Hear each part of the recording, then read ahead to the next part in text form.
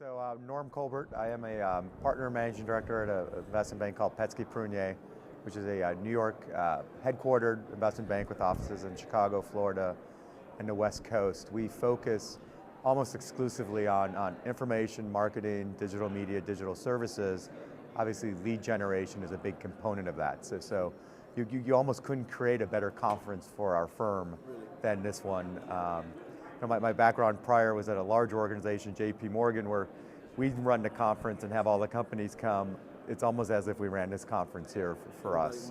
Everyone wants to, and it's an industry and companies we know well. What's exciting about the conference is you're starting to see the maturation of the industry. And it's an industry that had historically been misunderstood by the marketplace, both Wall Street as well as some of the strategic purchasers. It is a very cash flow intensive industry.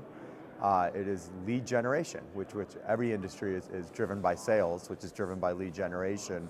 But we're starting to see companies be accepted in the public markets, like a Quinn Street, a Reply.com, which recently filed their IPO, and I met with the CEO today. In the private market, which I am responsible for at Petsky Prunier, I head up our private placement and capital markets operation. We have several clients here who are in the marketplace for either material minority or majority but not control, or maybe even ultimately controlled transactions, and there is a ton of interest in the space from both private equity players as well as strategic players, and then on the M&A side. So it's an exciting time for our clients here, which are the companies. You can see it from the attendance numbers of the conference. More importantly, you can see it on people's faces when they walk around again.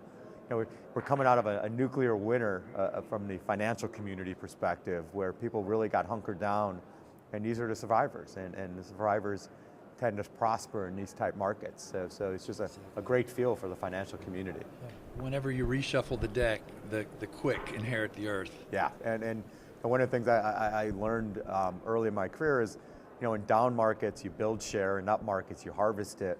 These are the companies in the down markets that survived, and they will build share and be able to harvest it as the markets heal themselves, which they always do. Are you keeping an eye on all the money flowing over from offline? Yeah. Yes, I mean we've been, part of us says, God, it's about time. It's been a gradual process. People are starting to notice it because it's starting to become more and more meaningful. But it makes sense. Targeted advertising versus mass market advertising is really the only way to do it cost effectively, to measure your ROI. And I don't know if it took a recession to make people take a look at where their money's being spent, or they would have got there anyhow in the same time period, but you're definitely seeing kind of what I'll call multi-channel marketing between the online and the offline world.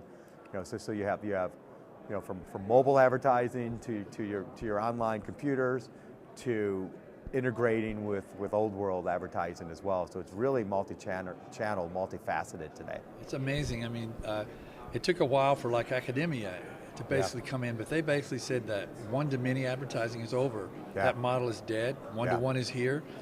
So now it's like the agencies have to figure it out. It's like the brands are saying, what are you doing? How are we going to get there? Yeah, and they're figuring it out. The good ones get it. There's a difference between the agent, and we do a lot of work on the agency side as well, both, we know the largest players, the medium size, and the small ones. There's a difference between someone saying they have digital capabilities and someone being a digital agency. The secret for the larger agencies is going to be to buy the digital agencies, to partially integrate them so they get the synergies, without integrating them so much that they destroy what made them special. And it is a fine art, and it can be done, and it will be done.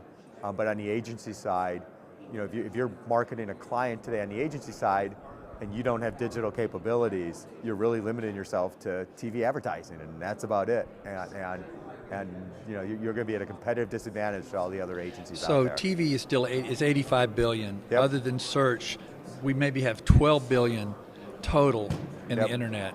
Yep. There's $400 billion in other ads. It's pretty amazing. The numbers are staggering. What do you know about time shifting and ad skipping from the television perspective? Good ads are a little bit like good content. People will watch them. I skip through ads on TV unless something catches my eye and then I watch it. But in a program, if you watch a football game and there's 42 spots, you're not going to watch all the spots. How many would you say you would stop and watch? You probably stop and watch a couple, though I still think, it's funny you brought up sports, because I think sports is a difference versus the rest of TV, because it doesn't matter how many times I TiVo a sporting event, it's not the same as watching a sporting event live. Just knowing the outcome is determined. Right. So advertising within sporting events, I think is still viable. Advertising on your favorite show that comes on Monday night at 8 p.m.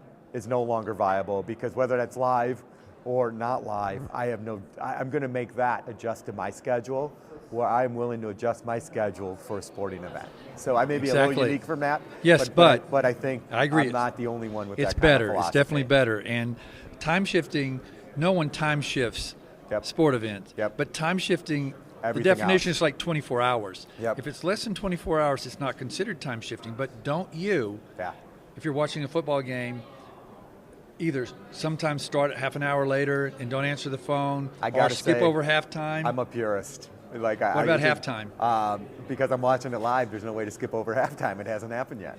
You can pause it.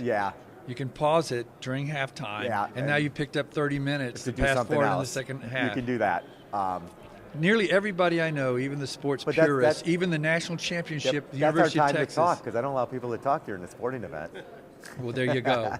But the point is that many people, a huge thing, and 50% now.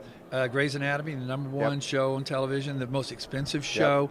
83% of those spots are skipped through.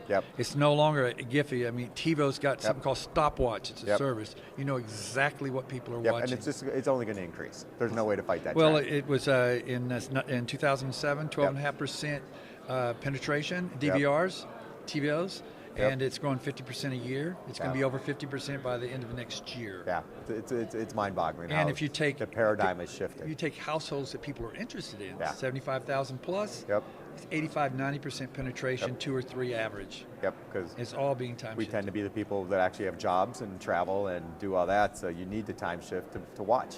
Exactly. So why would anybody watch Grey's Anatomy if you've taped it exactly when it normally watches? Why would? No, we agree.